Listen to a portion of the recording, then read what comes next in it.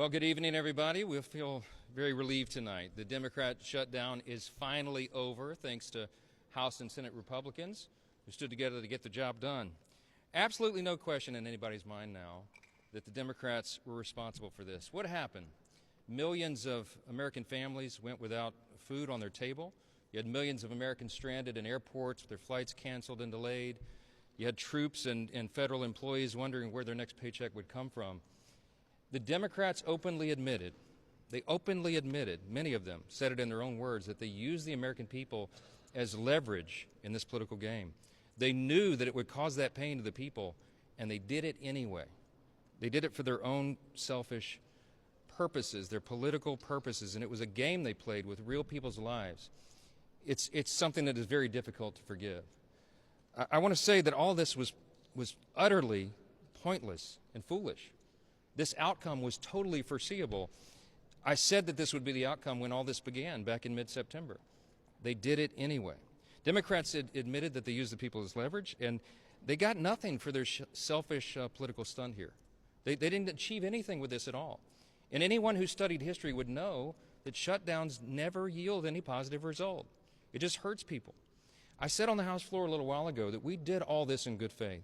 From the very beginning, I was insistent about this. Our leadership team was. The Republicans did the right thing. We had a nonpartisan continuing resolution. We didn't have any Republican priorities on it at all. We just said, in good faith, let's keep the lights on. Let's keep this going for another 7 weeks so that the Congress can do its work, so they can get back to the regular appropriations process, the way that it is supposed to be done for the people, so that we're good stewards with their money. That hasn't been done here in a long time.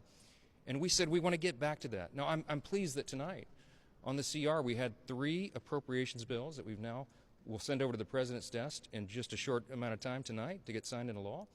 That's an innovation too. As you all know, it's been years since Congress actually did separate appropriations bills. I'm proud of that achievement, but I'm really sad that it took us so long to get here. It was so much pain that had to be endured to get to this point. Voters are going to remember which political party played games with their lives. They're going to remember that they did this for their own selfish purposes so that they could look tough to the radical elements of their base, and real people suffered because of that game. So now that we've got the lights back on, we've got the government reopened, the President will sign that triumphantly tonight, and Republicans will get right back to the work that we promised the American people that we will do. We're going to deliver for the American people, as we have been doing. And I'll leave you with this thought. There's a split screen in America right now. There's a split screen. On one side of the screen, you have President Trump and the Republican majorities in the Congress and the Senate and the House doing the work for the American people. Look what we've achieved in the first 10 months of this year. You can make an argument that it's the most productive season for a new Congress and a new presidency, a new administration, at least in the modern era, maybe of all time.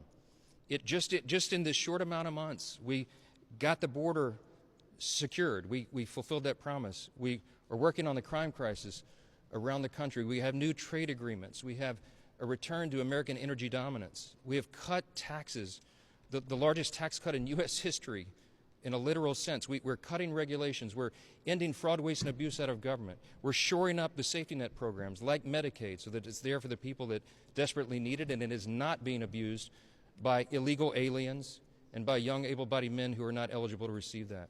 We are doing all this good work. The President, meanwhile, is using his authority to change the world, literally. He has ended 8 wars around the globe. All of this is happening on the Republican side and so much more. That's on one side of the screen, and on the other is the Democrat Party. And what have they done? What do they have to show for the last 10 months of government here? They shut the government down. They voted 15 times to close the government and exact that pain on everyone. We can never forget that. They haven't achieved anything beyond that except pushing ICE officers around and really spurring on political violence. So I want to say that there's a reason the Democrats are in disarray right now. There's a reason they don't have an identified leader of their party. There's a reason that their favorability, even amongst those in their own party, is at lowest of all time. They don't have a platform, a principle they can defend.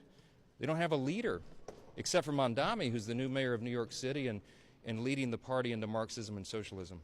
I think everybody should consider that split screen. I think you should look at it truthfully and honestly and objectively. And I think you can evaluate for yourself which party's working for the people. We're anxious to get that done, to work on health care and affordability and all the issues to continue doing what we've done. And we look forward to rolling that out for you in the next several days. A few questions.